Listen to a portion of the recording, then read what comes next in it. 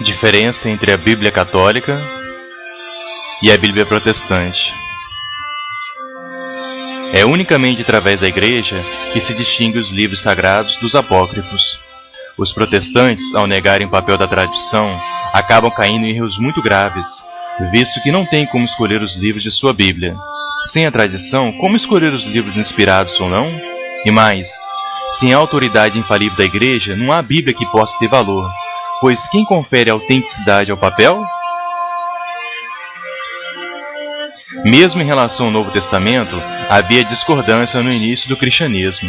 Livros como os Hebreus, Tiago, Pedro, João e Apocalipse permaneceram arduamente discutidos até que se estabeleceu o cânon definitivo. Não é razoável a interpretação protestante, visto que essa acaba dizendo que a Bíblia se prova pela Bíblia. Ora, isso é uma temeridade. A Bíblia se prova pela Igreja que a compôs. A Igreja Católica adotou o cânon grego, os protestantes adotaram o cânon farisaico. Durante 15 séculos, a Igreja Universal, tanto a latina como a grega, usou a Bíblia grega. Os escritores do segundo século só conheciam o Antigo Testamento pela recensão grega, dita dos 70, e, portanto, não distinguiam entre os livros que dizemos protocanônicos e os deuterocanônicos. Citam tanto estes como aqueles com igual confiança, como sendo a palavra de Deus revelada. O cânon protestante conta apenas 38 livros, faltando, como se pode verificar, os seguintes livros: 1 e 2 dos Macabeus, Tobias, Judite, Sabedoria, Eclesiástico e Baruque. Faltam no livro de Esther uns 6 capítulos, e no livro de Daniel falta a oração de Azarias, o Cântico dos Mancebos, o episódio de Susana e a história de Bel e do dragão.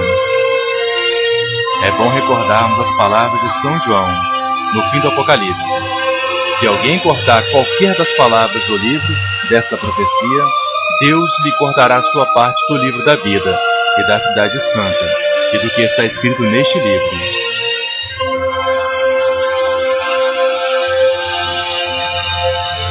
A própria Bíblia diz claramente que Jesus Cristo fundou uma igreja sobre Pedro. Diz que estaria com ele até o fim do mundo, que lhe dava as chaves do reino do céu, que essa igreja seria a coluna e firmamento da verdade, que é preciso escutar essa igreja sob pena de ser tratado como um pagão. Diz ainda: Cristo mandou os apóstolos pregar o Evangelho, e nem fala na Bíblia, nem de espalhar Bíblias. Deus, em sua infinita bondade, não deixou suas criaturas relegadas à sua própria sorte, ou interpretação subjetiva, isto é, cada um interpreta como quer a Bíblia, segundo sua inspiração e de sua vontade. Ele nos deixou um corpo místico, vivo, que se desenvolve no tempo. Ainda afirmou a sua igreja: quem vos escuta a mim, escuta. Quem vos despreza, a mim despreza. Estarei convosco até o fim dos séculos. A Bíblia só serve quando interpretada pela autoridade competente. Deus é verdade, ego sum veritas.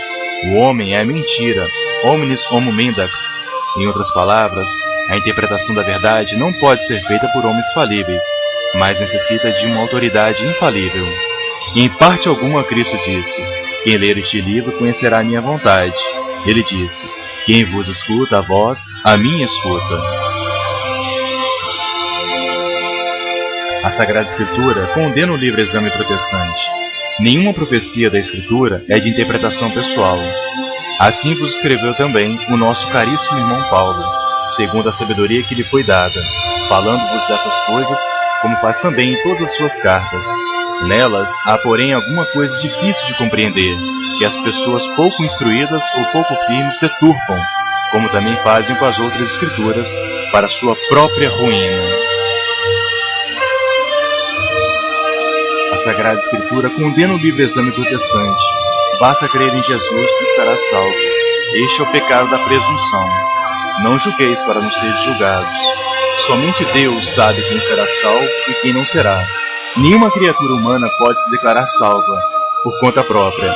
Esta falsa doutrina é fabricação do protestantismo e não pode ser encontrada em nenhum lugar antes da Reforma Protestante.